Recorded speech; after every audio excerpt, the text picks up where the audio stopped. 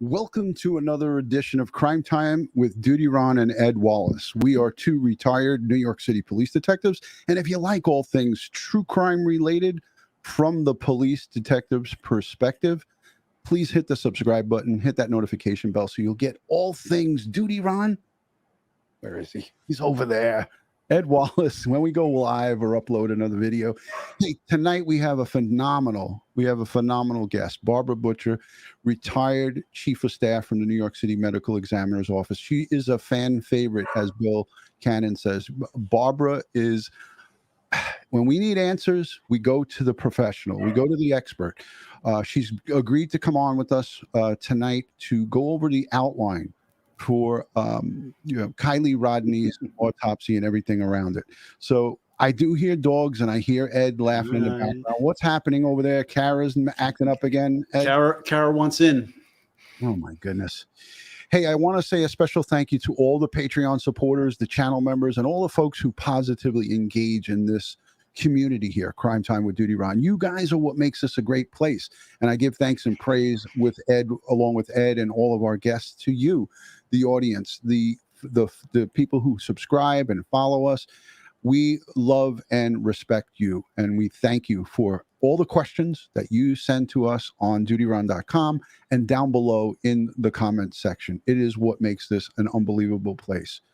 To add to the excitement, Barbara, in 2023, Barbara Butcher, she's going to have her book coming out. We have a title for the book. We have exciting information to put out to you guys. Ed, what are you looking forward to here tonight, as far as answers wise? Well, we're going to answer some of these forensic pathology questions that the audience has been asking us at DutyRon.com and in the live chat. And hopefully we'll satisfy your craving for this forensic information and give you a better perspective of how the autopsy and what possible condition the body could be in and so forth, based upon what we know thus far. Right. And we're going to get it right straight from somebody who did this for a living for quite some time. So before we bring an SUV submerged. Before we bring Barbara in, see me, without Josh here, I'm lost. Before we bring Barbara in, I want to play just a quick video. This is just going to take us just a short period of time. Let's get this up on the screen and play it quickly for you guys. An SUV submerged in a lake near Truckee is that of missing 16-year-old Kiely Rodni. The Nevada County coroner announced those results today. Divers found her vehicle on Sunday about 55 feet off the shore of Prosser Creek Reservoir. The teenager was last seen on August 6 when she attended a large party not far away at the campground. The investigation into what led up to the SUV going into the water is ongoing. So there you have it. Again, we need answers. We have a lot of questions, and there's just, thousands of people that are waiting to have Barbara come on. So without further ado, Ed, I'm going to let you introduce her because she was your boss. That's right. She was my boss. Okay. So I'm going to let Ed introduce her. So, folks, we have in the waiting room Barbara Butcher, former chief of staff for the Office of Chief Medical Examiner, former medical legal death investigator that I worked on many crime scenes with, and later as my boss under the forensic science training program where I was the director. So, welcome, Barbara. Hey, guys. Great to see you all. Great to see all the people in the chat tonight. I guess this case has generated a lot of interest. Absolutely. Absolutely. And so we wanted to bring you on to answer some of these questions from our family here, our true crime family. So starting right off the bat. So we have a 16-year-old girl in relatively good health, and she goes missing. 14 days later, after a search was conducted by law enforcement in this reservoir, a private organization, Adventures with Purpose, goes out, does a search in 30 minutes. They find the car, do a dive. They find the young lady in the back cargo area of an SUV. It's a small 4-door SUV. And then they notify the family and the police, and then the police come and have the vehicle towed out of the lake. With that said, they said the water temperature was about 80 degrees. When the car was submerged, it was upside down on its hood. on its roof rather, and the passenger front window was fully open. The driver's side rear window was halfway down, and there were fish swimming in and out of the vehicle. She was, as I said, found in the cargo area by the rear hatch. And so a lot of the questions we get in terms of what could that water do to this body being under water for 14 days? Mm. Oh, a whole hell of a lot, most unfortunately. 80 degrees is not ideal for preservation of a body. However, this is a freshwater reservoir. I'm going to assume there are fish in it, of course, and Yes. Marine feeding. And you know, we've seen people Yeah. pulled up from the Hudson River and the East River, Mhm. and fish and crabs and other marine life, they nibble at the body. That's correct. So there is some, degree of mutilation. It makes it a difficult examination. In addition, the tissues, especially now in warm water like that, the tissues are going to react. They get soft, mushy, and they start to peel away. It's a kind of it's a form of decomposition, and then there may be something called adipocere. Adipocere is the fatty tissues of the body. When they're in a cool, damp environment, it undergoes a chemical reaction, and it forms this stuff called grave wax, like a white, strange-looking tissue. I don't know that that's going to be the case here because the water was not cool. So 80 degrees of water, it's a difficult examination and a sad thing, 16-year-old girl. Ed, you were talking about the back windows being open. I did read something about one of the back windows being broken out. Yes. Well, not the back window, but the driver's window was broken out during the attempt to right the vehicle onto its wheels on the water. So that did occur afterwards. So that let additional water, not that it let additional water in, but it allowed for evidence to possibly leave the vehicle, which was later found. But that's another story. Yeah. So I was just wondering if that was a case where she would have kicked the window out. Right. And yeah, and I was telling the audience earlier in a previous episode how you could still leave fingerprints on a glass surface like that underwater, because I've done it in experiments several times. Yeah. Okay, getting back to the body. Another one of the questions people have is, can toxicology still be performed for drugs and alcohol on a body that has been submerged for 14 days? Yes. Is it ideal? Of course not. But the electrolytes in the eyeball, there's a fluid in there called vitreous fluid. If that's one of the best ways to get toxicology is by extracting that fluid with a needle and then testing it for toxicology. Being in the water, I think, may have some effect, but a good toxicologist, a good forensic toxicologist, could possibly correct for that. It would be very complicated. Now, of course, then there's blood. A blood test for alcohol is going to be a little bit more difficult. The mechanism of drowning is not just that you don't have air. When the water goes into your lungs, it goes through the tiny cells, the alveoli, into your bloodstream. Now, there's a difference between saltwater drowning and freshwater drowning. One pulls fluids out, and the other gets fluids in. And can I remember which one? No, of course not. But fortunately, I can just go to the book and look it up. So there is, and I'm not certain with freshwater, is it dilution of the circulatory contents of blood, or is it the electrolytes have transferred across the cellular membrane, et cetera, et cetera. So there's going to be some dilution in the circulatory system. So alcohol test could be a little hinky, could be difficult. But I think the vitreous, since you don't have that dilution, the vitreous fluid should be good. Okay, since you brought up drowning, let's talk about that, the mechanisms of drowning. And in this case, if she was dead before she entered the water, what would you expect to find in the lungs upon autopsy? You would not see that same, it's different. A living person will inhale water. They'll swallow it and inhale it. A dead person will not, but will water seep in? And yeah, eventually. So that was a huge question, and I thank you. And I don't mean to cut you off, Barbara. Keep that thought, because a lot of people were thinking that, well, that's the answer.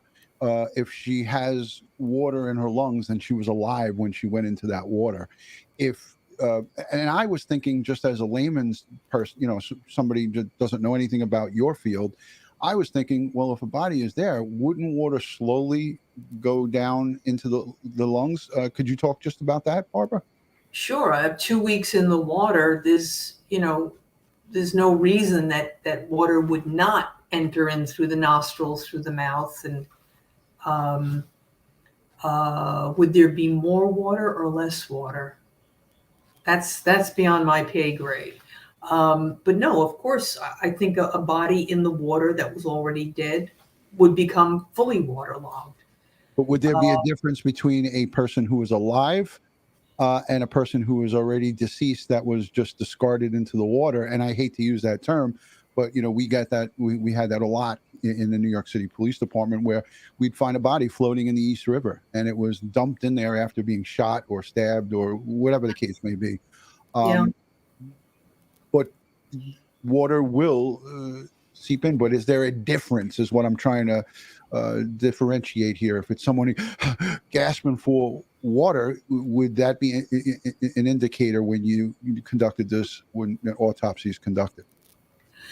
The fact that she's in there 2 weeks kind of throws it all off. For instance, I would say that let's just look at it from a common sense perspective. A living person who is drowning, they not only inhale lots of water, but they swallow water as well. It's like a reflex. So their stomach will have a good deal of water in it. So let's say that person was pulled out of the water and immediately autopsied within 12, 24 hours. They would see lots of water in the stomach, lots of lung changes, the alveolar changes in the electrolytes that represent drowning. But if you take the same case, take a person who goes in who's already deceased, someone's shot, thrown in the water, and retrieved very quickly, I don't think you're going to see as much water in the stomach because they're not swallowing it. Is it seeping in? Yes. But how much is absorbed? How much seeps in? How much time does it take? I think that's going to be thrown off to hell with a case like this. Yes. Now, I've been looking in the chat, and they're saying that there might be some discrepancy between the what Doug had told us from Adventures with Purpose about the 80-degree water temperature, that it might have been 70 or lower. But regardless, okay, it's a minimal difference. Well, I want to say this: we have Nick Rinn, who did the dive. He's waiting in the waiting room, and he is going to join us, and we'll ask him about the water temperature because he's the guy who went down. So in a few minutes, he's standing by, and I thank him for taking the time out from his busy schedule to join us. I mean, I was anticipating him coming in the second half of this thing, but being that we have him here, I don't want him to just sit and wait. But we could definitely get definitive answers from him. So in a couple of minutes, those of you who are in the chat, we are going to have Nick Rinn, the diver from Adventures with Purpose, who did in fact find Kiely Rodni's vehicle and recover her remains. So there's a lot to talk about, but let's unpack and get to some of the other definitive questions that we have. And those were all driven by DutyRon.com and also by Ed and I, we wanted to ask you these things. Again, if they do this tox report and it takes a certain amount of time, and I know I'm getting ahead of myself because I'm trying to speed this thing up.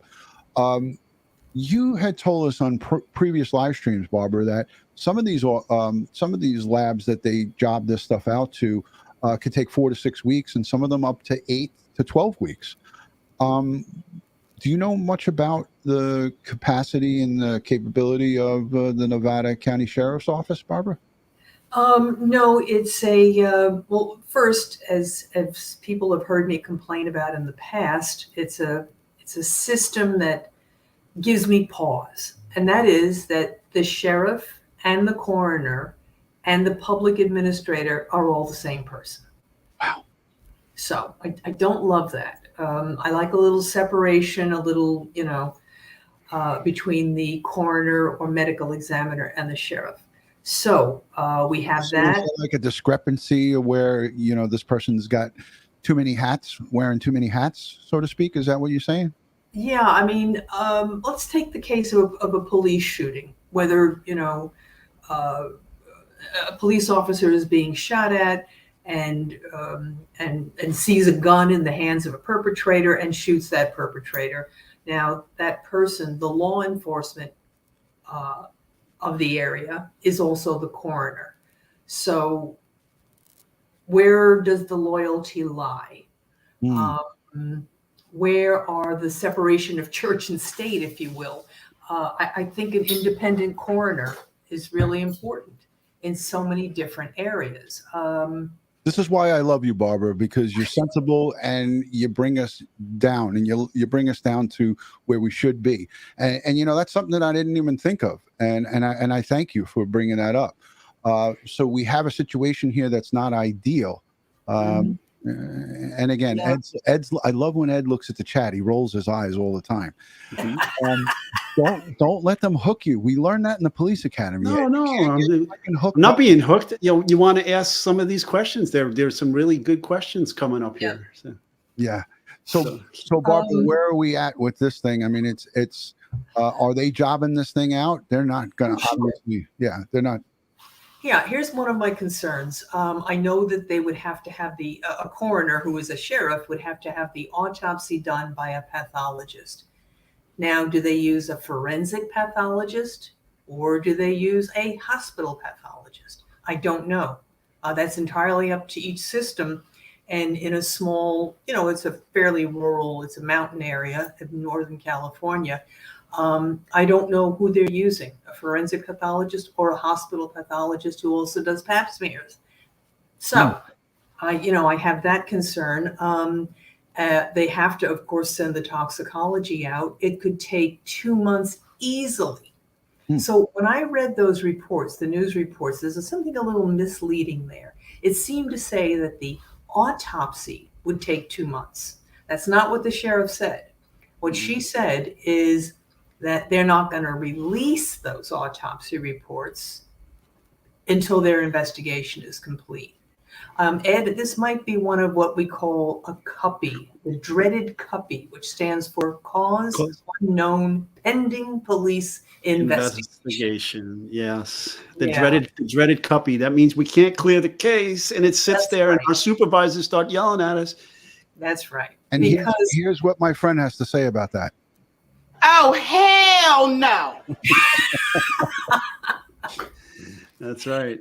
So the CUPPY, I mean, the medical examiner might say, well, based on the findings on autopsy, this young lady died of a drowning. And then when it comes to manner of death, which is homicide, suicide, accident, or natural, they have the choice of accident or suicide or homicide. So suppose she was despondent over a breakup with a boy and drove her car into the river. I mean, not that didn't happen, but I'm saying that's a possibility in life. Suppose someone pushed her car. Suppose it was accidental. She had a few drinks. She's only 16. It's a darkened area. There's 200 to 300 people partying. It's confusing. It would be easy to drive into that water. So how are they going to tell the manner of death? It's up to the police. And the police, or the sheriff, is going to take 2 months to figure this out. Mm. There's, She said No. she gave herself that buffer, that 2-month buffer. yeah. Right, but you're going to do a full autopsy. You're going to look for blunt force trauma injuries. You're going to look to see if the seatbelt was being worn. If so, did the seatbelt cause any blunt force trauma injuries to the shoulders, the sternum, so forth and so on? You're going to look at the hyoid bone. You're going to look for signs of asphyxiation, any other type of injury. You're going to do a sex kit. Okay, Yeah. all right. You're going to be thorough. You're going to dot your I and cross your T. You have to do that as well, right? Again, and then the water could cause an issue there as well with some of the tests that are performed in that kit. What about the alcohol? Did we go over? Did you ask that yet? Yeah, she talked about the vitreous fluids and the blood and so forth. So she had an absorbent amount of alcohol. She was drunk beyond reason. 2 weeks later, we could still determine from the fluid in the eyes whether there's alcohol content, and that's a big sticking point amongst the internet sleuths. Yeah, I mean, that, as I said, if it's when you test the blood for toxicology for alcohol, it's going to be difficult here if she drowned because Right. the blood is diluted by the water that she's absorbed. The vitreous humor, the fluid in the eyeball, once they withdraw that, they may be able to get a better toxicology there. It's still going to have some difficulty. Look, there's some degree of decomposition here too. It's not an easy test, but there's some report that her friends said, yeah, she had a few drinks. She's a small girl, 118 pounds. A few drinks could leave her, impaired. And she's only 16. The driving experience is not top notch, most unfortunately. Ed, we have Nick waiting here for about 10 or 15 minutes. I don't want to piss him off because I Bring love him in. the guy. I love the guy. I love what he's done. I love what Adventures with Purpose does. For me, these are the kind of guys, and there's always a great woman behind any great man. These are the kind of men and women that you want to get around and support. So without further ado, I got to do this, Barbara. I still got the timer going, so I'm keeping close attention, paying close attention to that. Nick Rinn from Adventures with Purpose, thank you for being patient and for coming on here, and thank you for what you did. Yeah, no worries. Thank you for having me. I appreciate it. Yeah, so this is my co-host, Ed Wallace. He's a retired crime scene unit investigator.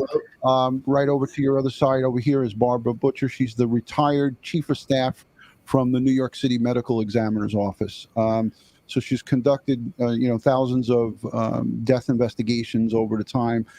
We have an esteemed panel to try to get to some of these answers and give our audience a little bit of insight to the forensics and the medical examiner's field. I wanted to, if it's okay with you, play the clip from you going down and diving on this body of water, if you don't mind. I know that you've probably seen this quite a few times, but I want the audience to take a peek at this, and I want Barbara to see it. So if you don't mind, Nick, I'm going to play that, and I'll put us down below here. So we're going to play this, and then I'll ask you some questions. This is absolutely a crime scene. It's an active investigation.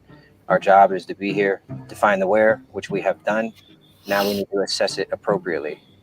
Full assessment, condition of the vehicle, windows up or down. Do not remove license plate like we normally do. Copy that. I'm going to start my descent.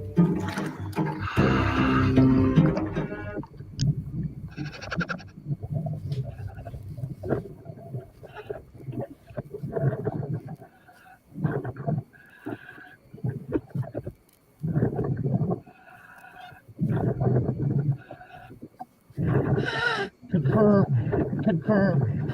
I see the vehicle and the license plate. We have just found Kiely's vehicle. Over. 10-4. Do a full assessment, methodically, slowly. Make sure you focus on footage of the vehicle so that we can accurately relay that to the authorities. The vehicle is upside down. I repeat, it is upside down. I'm at the rear of the vehicle now, working my way around towards the driver's side. Over. 10-4. I read you loud and clear. I'm approaching the driver's side window, trying to get a look inside.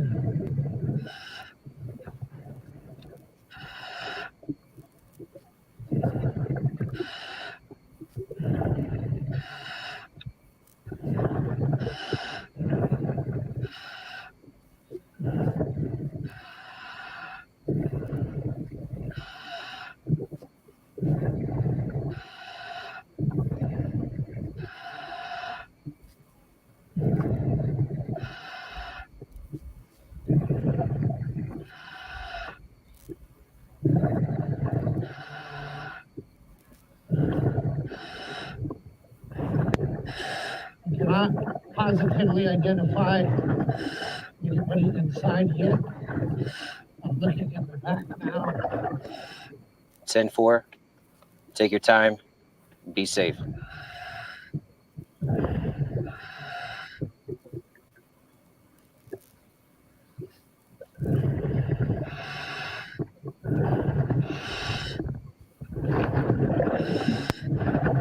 I see a pair of shoes at the back. I'm moving my way towards the back window. 10-4. I read you loud and clear.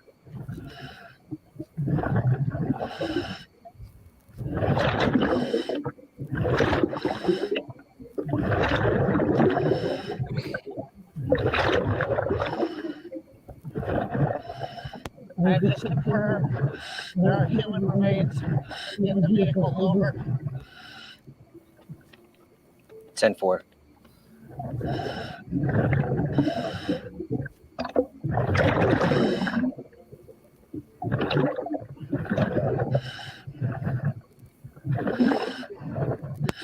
The passenger window is broken out, it appears.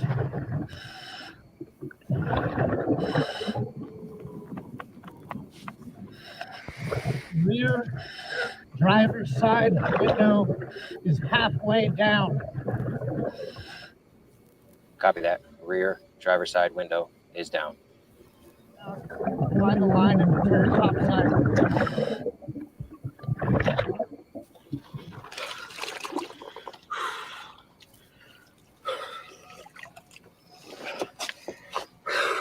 Yep. That's what we do it for, brother. Good job. Good job. It's positive, you know?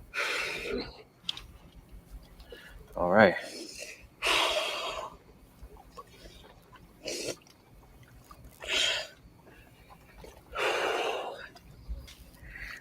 She's in the back of the vehicle.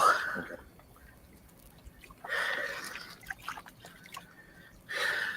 She's not in the driver's seat. It looks suspicious to me. Yeah. So there you have it. Nick, I got to say, first and foremost, we tip our caps as law enforcement to you for the job well done and for your service to this country, and not only to the country, to this family. So thank you for what you Thank did. you. I appreciate it. Thank you. You know, I know it's difficult to watch that and go back through it. You know, we're all family guys here and things of that nature. But when you first went down there, my first question to you is that you did spend quite a bit of time initially looking at that first window that you looked at. And then when you came around to the back, you swiped that back window. Did you see anything when you swiped that back window that would indicate to you that there was human remains inside there?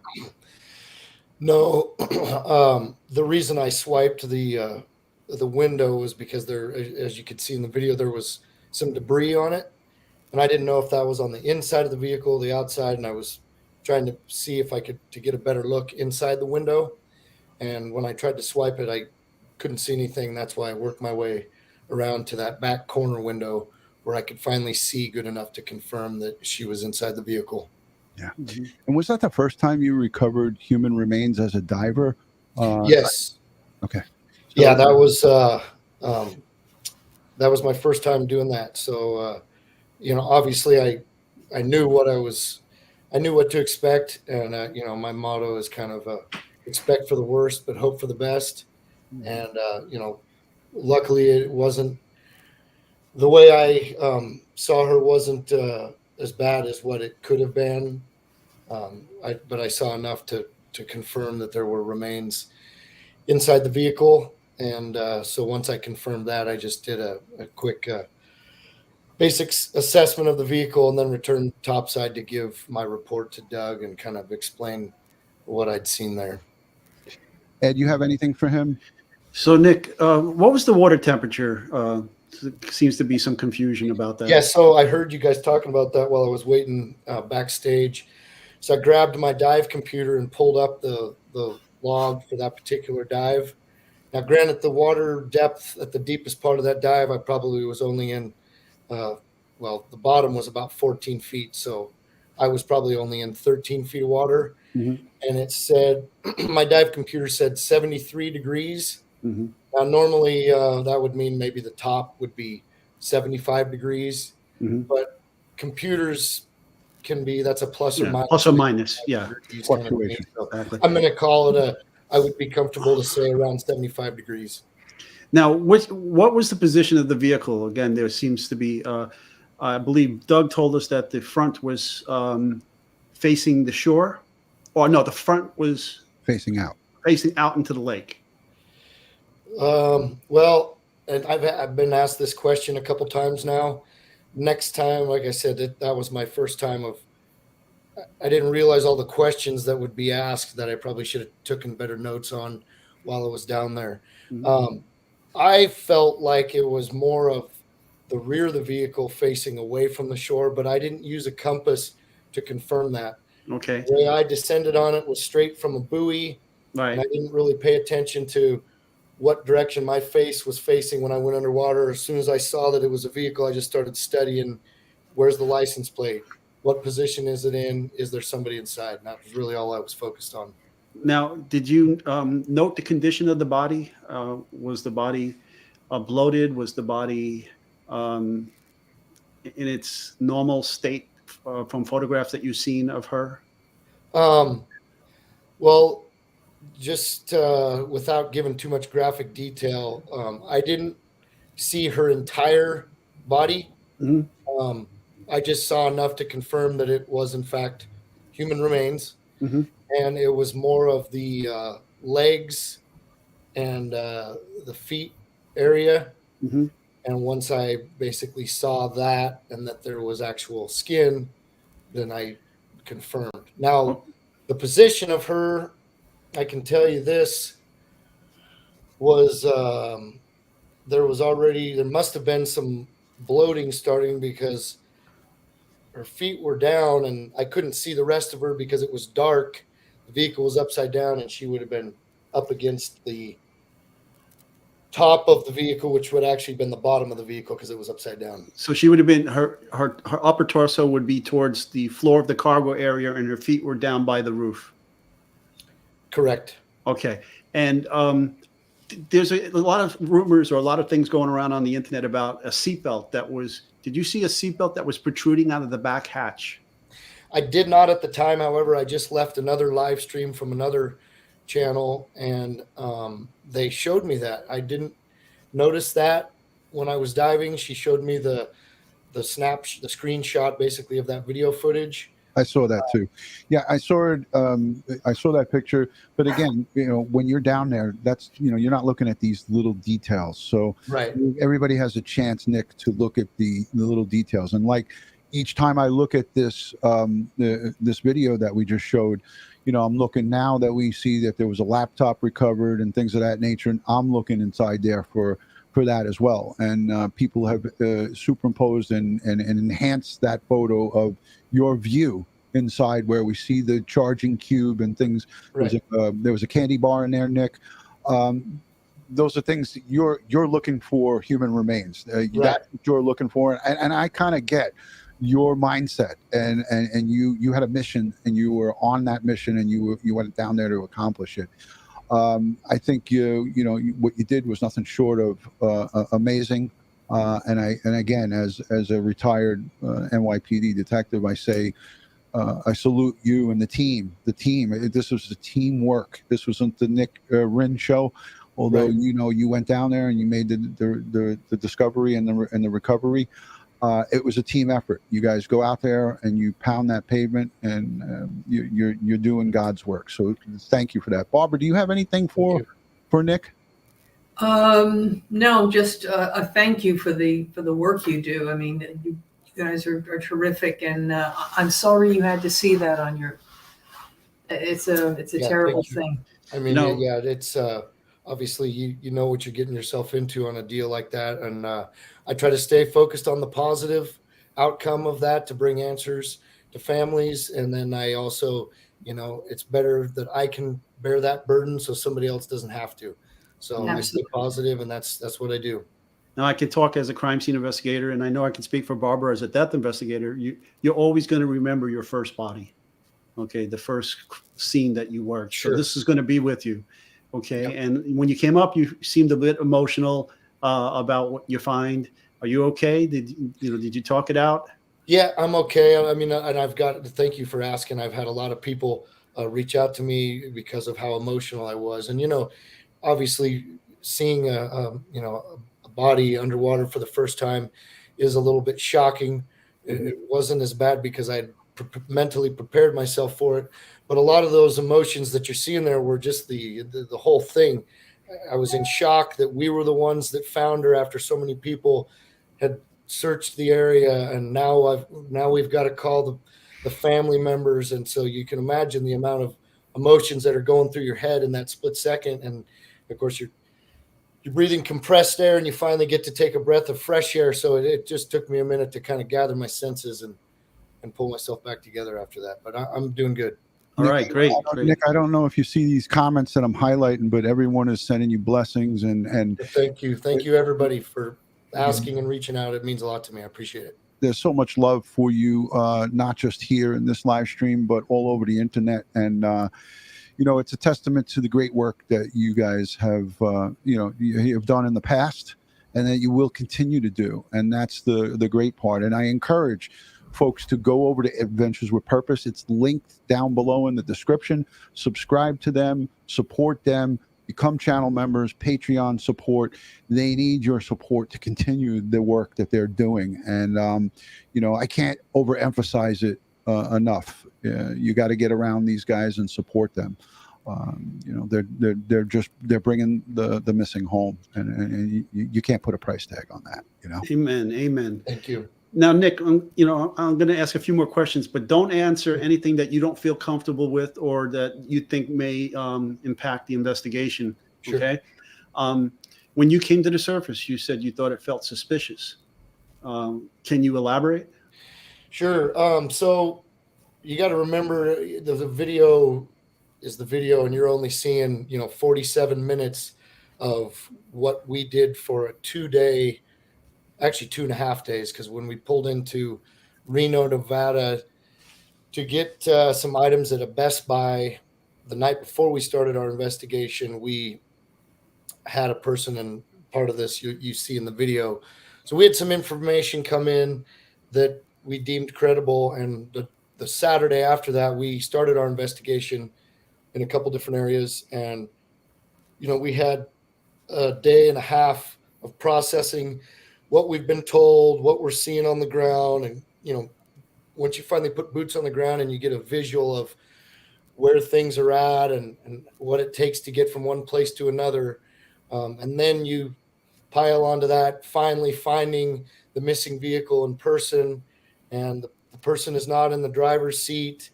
And so just in general, and I know that was my first time, I didn't really have a lot to base that off of, but it just, the whole scenario of the events of the 2.5 days that we were in that part of the country, it just seemed a little suspicious to me.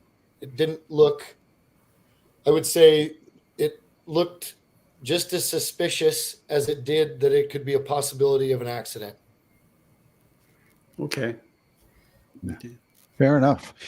I got a question for you. When you were looking in the open sections of the vehicle, we don't know if that window was broken out or whatever the case may be.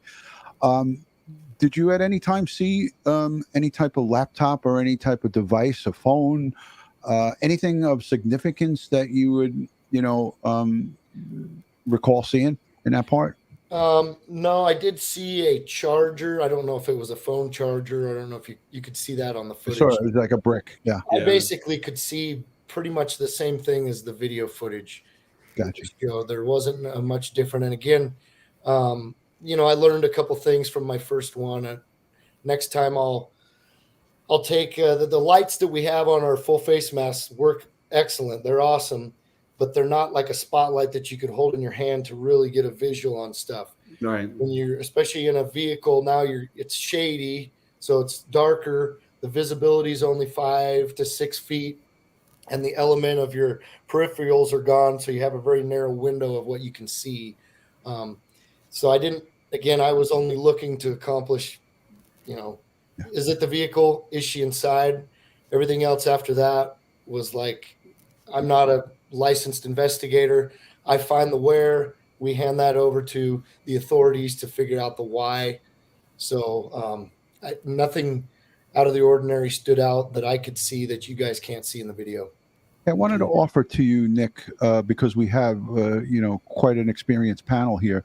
Do you have any questions that you might want to ask, say, Barbara from the medical examiner side on any kind of knowledge for future recoveries, or anything that might be sticking in your mind as a question, or anything crime scene related for Ed that you could think of off the top of your head? Because I think it's not fair that we always just keep asking you questions. Sure. I got a couple questions that I can ask that I've thought about. And this one would go to Barbara, maybe as a medical examiner. Is there a specific time period that a person would be underwater before the gases or whatever in their system would create them to bloat and become buoyant? That's a good question, Nick. And when a person drowns, or when a body is dumped in the water and it's cold, they sink. When the water is warm, like in New York in the springtime, we suddenly begin to find bodies in the rivers, because the bacteria that have been dormant in the cold, when they are warmed up, they begin their bacterial decomposition actions, which produces gases and bloating. And as soon as you said that she was floating with her back up this way and limbs hanging down, that made sense to me that she has undergone a good deal of decomposition. The body would float even if she was in the driver's seat. The gases in the abdomen are going to make that body try to float to the surface. It can't, because the car is there. Sure. So now she's going to be in the upside down car with limbs hanging. So the decomposition would be fairly advanced after 2 weeks in warm water. Okay. And Yeah. 75-degree water would be considered somewhat warm. That's warm. Okay. Yeah, that's warm. Damn shame, because that is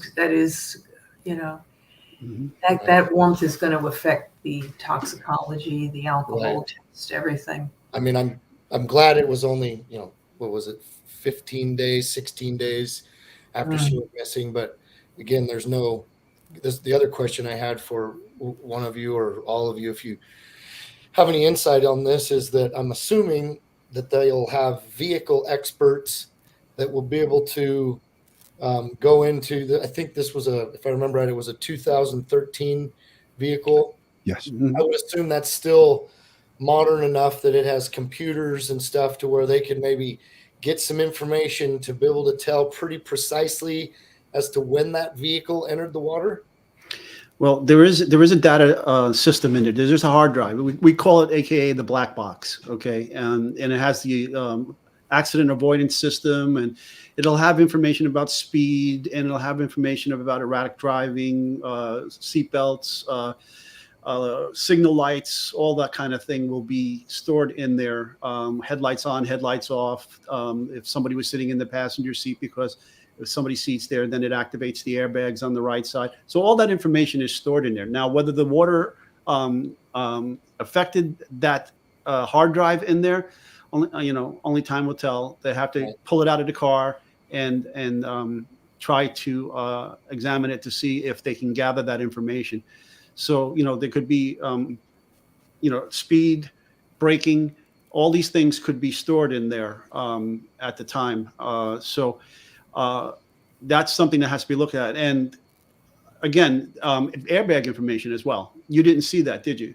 Did you notice any airbag deployments? Didn't notice any airbags when I was looking in the front seats. Yeah. Took I me didn't a see while. any either. Yeah. Yeah, when you see me pause there for a while, it's because Mhm. I was trying to make out the shapes that I was looking at. And near as I can tell, it was either a blanket or pieces of clothing. Okay. Well, we're That going was to all. have a Honda certified master mechanic come on with us, and he's going to explain to the audience. And Nick, I'll forward you that Yeah, sure. live stream. I'll forward you the link. Send it to Cool. Jared and the whole team. He's going to come on and tell us in no uncertain terms the capabilities of a 2013 CRV. What they can get from it, as Ed said. RPM. Whether it was in gear and the speeds and all kinds of data. But the real question, as Ed put there, is that recoverable from being under the water that long? So that's the question. And if we don't, we're not master mechanics. You're a diver, you're an ex-military guy, and thank you for your service to the country. Thank you. We have our expertise here in all different areas, but we're not the kind that are just going to go out and give answers just to satisfy people's, appetite for information. So here's a question from Mary in the audience, and she's asking, I guess, to Nick. Any marks on the roof of the passenger side suggesting a push off to exit through the windows? Keys on place or anything like that? No, not that I noticed. And again, I wasn't looking for every little detail, but if there would have been any obvious marks, I didn't see any. Yeah. And the accident investigation squad from California Highway Patrol is second to none when you look at the NYPD. Those two agencies are the first and second largest municipal police department in the United States. I would have to say that, again, our trust in law enforcement in this particular case has been definitely thrown off, and we have a whole host of missteps that have happened here, and we talked about it today on a live stream. We as reasonable people are not to assume that everybody is in cahoots and everybody is in the business of making mistakes here. I think that there has to be a situation where we're going to get, under no uncertain terms, answers to what happened with that vehicle as the accident investigation squad takes over. They have nothing to do with Truckee Police Department, the Prosser Sheriff's Department, or the Nevada County Sheriff's Office. They're completely a separate entity. Ed, you have anything on what goes on in those accident investigations? Will they do a recreation, and will they wait to see if cause and manner makes it a criminal investigation? Because right now we don't have a criminal investigation. Well, right now they're going to be trying to retrieve that information from the data, from the hard drive, right? And they want to understand, okay, what was the driving that was occurring just before this car entered the water, and can they find information in the electronics and the sensors that can give them an exact time that maybe electronics started to fail because of water intrusion, or the engine failed because water got sucked up into the air intakes, and so forth. And hopefully they can retrieve that information. They're going to be strictly about the vehicle. They're not going to be about homicide or accidental or any of those things. Right. They're just going to determine the aspects of the vehicle. Had the vehicle been impacted prior to entry into the water? Is there any vehicular damage that would suggest that this car impacted something else before it entered the water?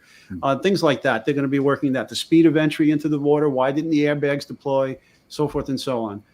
Was the window broken on the passenger front, or was it just down? Things like that. Now we know that the window on the driver front got broken afterwards, during the retrieval operation. But we're not even going to go into that here. yeah. But before But, Barbara leaves, I wanted to ask her quick, Ed, and I apologize. I know you want to punch me right now. But Barbara, I have to ask you because we're at 48 minutes and we're on overtime with you. So I guess I got to cut you a check for overtime.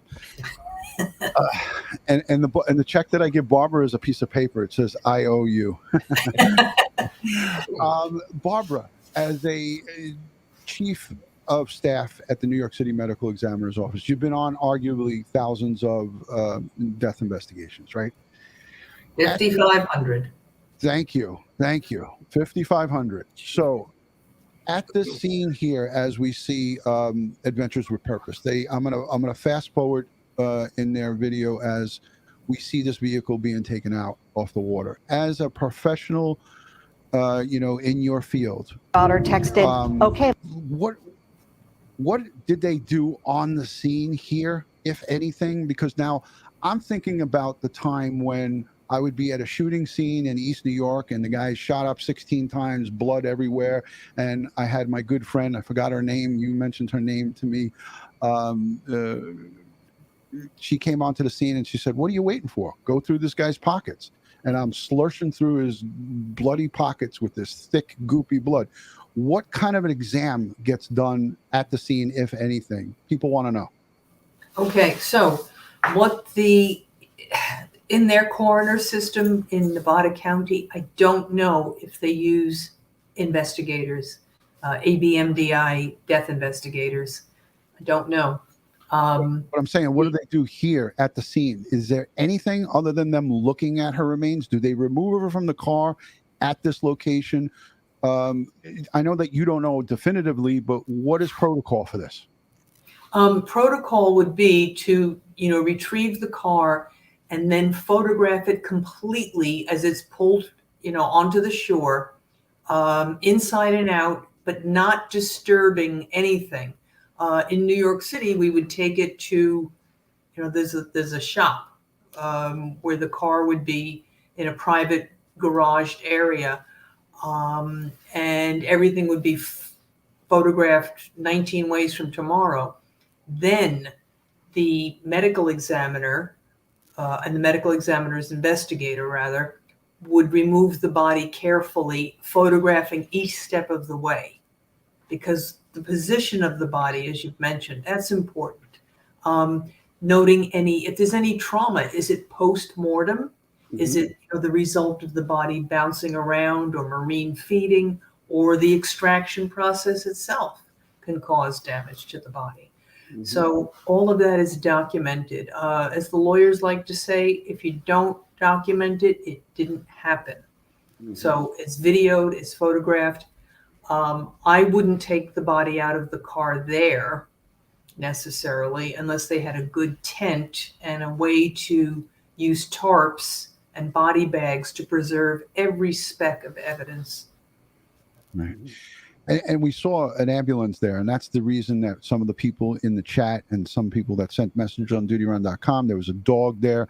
You see California Highway Patrol, CHP is there. Doug, when he was on with us the other night, said that the FBI dive team was there. Nick, did you see anybody go back into the water after what we're looking at here?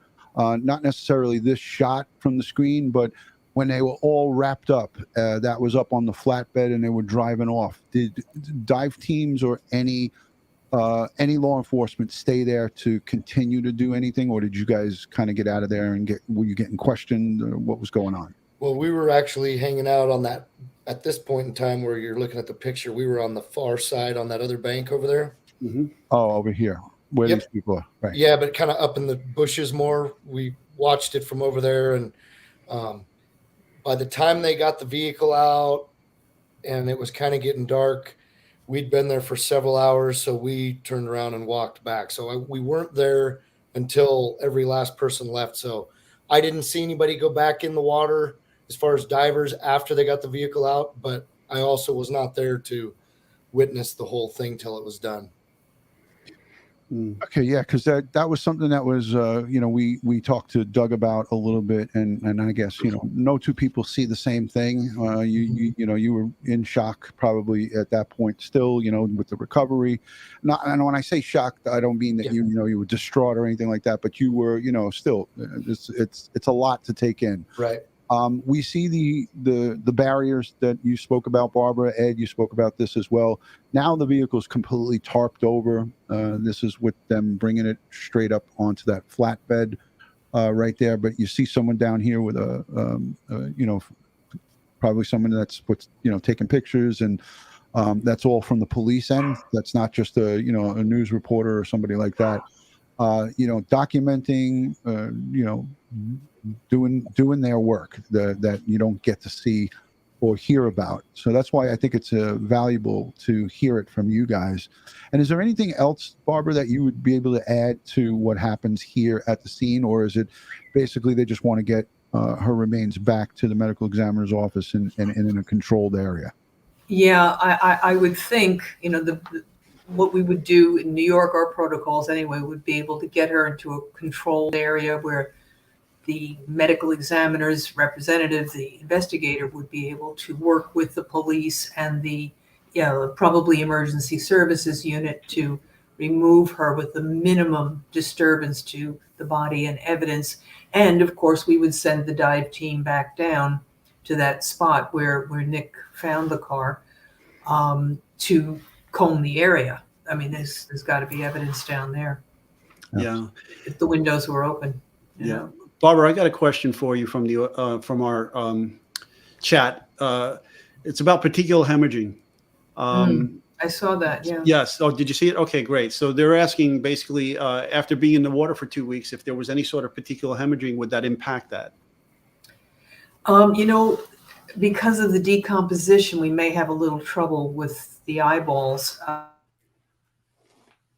Did we lose it? Yeah. However, tissue samples are taken, and then they're set in paraffin blocks, they're shaved, and then they're looked at microscopically. If they have a good histologist and a good forensic pathologist, that's what they're going to do. And then they would be able to see petechial hemorrhages. Now when a person drowns, if they're fighting and they're swallowing water, they're coughing, there's some vomit. I know when I almost drowned in the Gulf of Mexico, I vomited mostly from all the seawater I had swallowed. It was horrible. So anyway, that in and of itself can cause some petechial hemorrhages. Right. Not as many as if we're looking for strangulation, of course. Right. Great. Let's see if we missed anything else. Just Nick. Nick, do you have anything additional for Barbara or for Ed with crime scene? No, I think that answers the questions that I. Nick, I just want to tell you something though. From forensically speaking, just because a vehicle is underwater doesn't mean it still doesn't contain latent fingerprints and DNA on the surfaces. So there still could be there. So we tread lightly when touching these surfaces, especially if it's a criminal investigation. That's good to know. Thank you for the insight. Yeah. And again, we look at this YouTube channel, this guy that recovered the laptop, and I see it's in the chat. People are speaking about it. This has been the wildfire storm of information in regards to Kiely Rodni, and I know Nick, you know about it. Everybody's talking about it. The bottom line here is if anybody wants to help out there, where as far as discovering evidence or anything that has to do with something nefarious that happened to somebody. Ed, I'll let you take it from here. What are they supposed to do if they come across something? And we're not saying this to scold somebody. We're trying to educate the people who are out there that may want to help and help a family. What are they to do if they come across something like this in a controlled environment? And EquiSearch and Nick and Doug speak about this all the time too. It's a crime scene, so they recognize, avoid, isolate, and notify. Recognize an item as potential evidence. You're going to avoid that evidence, and you're going to isolate it from yourselves and others that are not trained to deal with that evidence, and then you're going to notify the people that are trained to deal with that evidence to come deal with it. Now, In this particular case, with that story, law enforcement pushed back and they didn't want to come. And for the life of me, there's no excuse for this. This is total. In my case, I would say it's law enforcement malpractice. To say, we don't have time for this, or we're not interested in this, or what you found, and that's just total BS. I'm sorry, and they need to be held account for that. Okay, but that's what should normally happen. Yeah. So this comes in from Steel Magnolia. She sends in a super chat. Thank you for that. Before you let Nick go, please share. Can we please take a beat for Nick? I don't know. Maybe she might have misspelled that. I truly feel Kiely knows Nick found her. No better man to be with her in that moment. I told Nick this. So this is Steel Magnolia speaking to you, Nick. Personally, it gives me peace. I hope it did the same for her. Amen. Amen to that. Amen. Yeah. Yes. Thank you. Thank you. So yeah, I feel strongly that mistakes on the law enforcement side have been unbelievably monstrous here in this situation and in this case. If in fact that laptop, the serial number, and everything comes back, which I'm sure that it probably will, then it brings us right back to the live stream 2 nights ago with Doug and Ed, myself, and Sergeant Paul from the Harbor Unit, retired commanding officer of the scuba team at the NYPD. They both, and all three of them, agreed that the vehicle probably shouldn't have been flipped and it should have been wrapped up. This would have eliminated, haphazard things happening, like laptops falling out, hairbrushes, backpacks, and God only knows what else. We're still not even sure if her phone was recovered. Now, I don't know if the phone is in that lake. We don't know, and we don't know what happened, afterwards. But I know in the city of New York that there would be a duty inspector on the scene and saying, "I want that whole thing. I want to know that there's nothing else there." And he'd be screaming and yelling, and it would. Ed, I mean, you could take it from there. I told you in the last episode that if I was the crime scene investigator in charge of that scene, after the vehicle was removed, not that way, but wrapped, the windows and everything sealed, and I would have pulled it out on its roof. I wouldn't have flipped it. In its natural state, the way it went in. That's the way it was found. That's the way it comes out. And because now that body's in there and that body's flipping, and it could cause additional damage to that body, and I don't want to be responsible for that as well. And so we bring the vehicle out, and then you send the dive team back in to do a series of line searches, methodical line searches, to check that. And they go in with magnets. They don't just go in by hand. I mean, you could do a hand search and do that. That's fine. Magnet fishing is all over the internet. You see people on TikTok doing it, for Christ's sake. Listen, I have an 18-inch wide rectangular magnet with wheels, and there's one for post-blast investigations. Then I have another one is strictly for underwater, and it comes with these plastic sleeves that act like condoms to protect the magnet from contamination. And you go underwater with it. It's like a brush. It looks like a broom now. And then you sweep the surface of the bottom of the lake with this, and anything magnetic is going to attach to it. Yeah, it's a damn shame. And again, Nick, I appreciate you being here. I appreciate all the work that you do. If there's anything that Ed, Barbara, or anybody from the Crime Time with DutyRon team, we're all retired law enforcement from the East Coast. If there's anything we could do for you, I will get you my number and everybody else's number here. Doug has everything, but I want you to have it as well. Reach out anytime, and again, talk to people about what you're going through and what you experienced here. Make sure you have a good support system, Nick. I'm sure that you do. But we're here to talk with you anytime, night and day, 24/7. So cool. I appreciate it. Anytime. And just before I get off here, I just want to say, let's everybody keep Kiely's families and all those people in our thoughts and prayers, and send some positive vibes out there, because they're still dealing with this, and it might not be over for a little while till we get the end result of the investigation. So please, everybody, keep them in your thoughts and prayers. Amen, Nick. Absolutely. It was an honor and a pleasure, Nick. Thank you. Thank you for the good work. Keep it up and stay strong, my friend. Thank you. I appreciate it. Thanks, everyone. Take care, Nick. Take care. All right. So there he goes, Nick Rinn. We didn't expect this. We didn't plan it. It just happened. An hour and 4 minutes. Barbara, I got to give you that slip. All right. It's time and a half of nothing. Still nothing. I think so. I think so. Unless it's that new math. Yeah, I love to tease you, DutyRon, but this is important, and people deserve answers. They deserve to be educated in these matters, and and it's a privilege to meet guys like Nick who do this kind of work, and to work with you two. It's always a privilege. Yeah. So let's have dinner sometime. Yeah, yeah. We got to get together, and it's on me. Before I let you go, and I know that you probably, this is me doing this.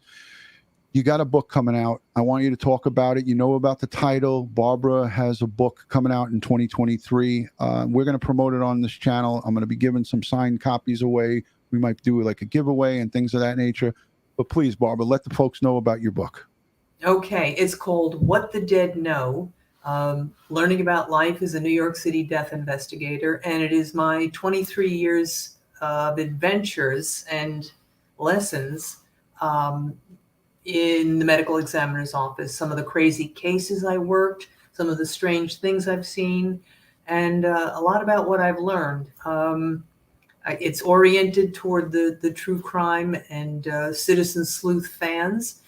So I hope you'll like it. And it's going to be out in June of next year. I don't know why the hell it takes so long, but they do things. Yeah. So it'll be very exciting, and I'm looking forward to having it out. Who's putting it out? Simon & Schuster? Simon & Schuster, yes. Wow. Yes. Nice big publishing house. That's a big publishing house. I'm looking forward to putting that up on our website when it's available. I'll have it in my Amazon store if it's available there. We'll tell everybody where they can get it. And I'm going to do a giveaway. I'll purchase like 10 of those books, and then we'll have Barbara sign them. And we'll do a giveaway here on Crime Time with DutyRon for everybody. Sounds terrific.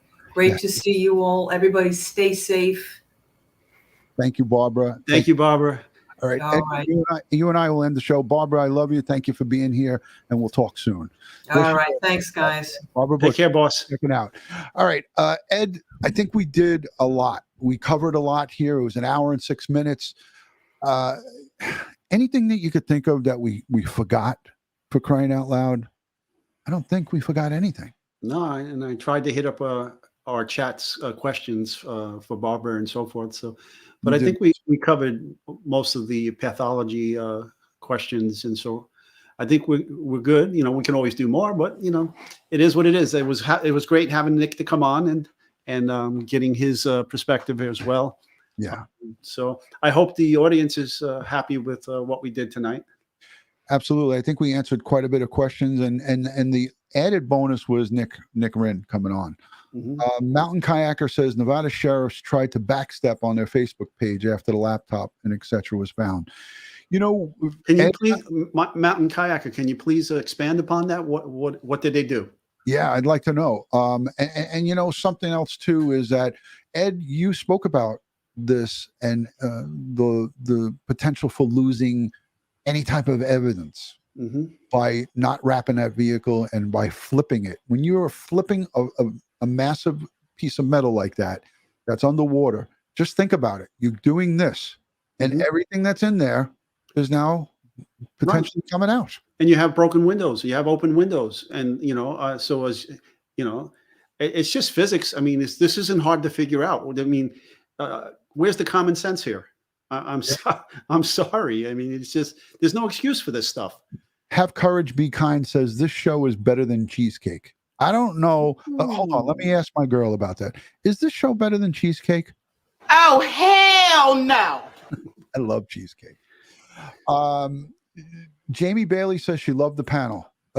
Thank you so much. And this is your guys' time. I mean, we had to try to stay on topic and utilize the people that we have here. And again, I like to go to the chat, but sometimes the chat throws us off from what our structure is here. And again, I have my cheat sheet. I got 2 pages of this stuff. These are, this, I got stuff over here. Ed had a whole sheet of his own. We appreciate you guys. We love and respect the community, the engagement after. If you're not yet subscribed, consider subscribing to Crime Time and with DutyRon and Ed Wallace.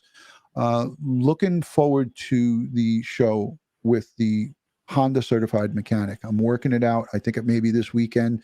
And we're also going to have a computer crimes guy come on. Ed is looking in his Rolodex for a computer crimes expert to tell us under no uncertain terms, what can they retrieve from this laptop, if anything. This could, Ed, you brought it up today. This could be something and it could be nothing. If it's not a criminal investigation, then that laptop, they're not even going to look at it. So, so much to unpack. All right, guys, thank you so much for tuning in. As we always like to end these things, God bless the world. God bless the United States of America, and God bless each and every one of us here in the chat, but especially the victims of crime and their families. Kiely Rodni, the Neiman family, they need us now more than ever. As Nick said, let's send them strength, prayers, and positive vibes. And as Ed always says, stay safe. Stay prepared. Watch your six. And before we go, rest in peace, Queen Elizabeth II. Thank you. Thank you. May she rest in peace. Absolutely. Mm-hmm. Thank you to the replay viewers, the moderators, the chatters, the people who leave comments. And don't forget to give us a thumbs up. Ed, right? Do we need that thumbs up? We need it. Give us the thumbs up, guys. Smash that like. Smash that like and thumbs up. I'll see you guys soon. God bless, guys. Take care.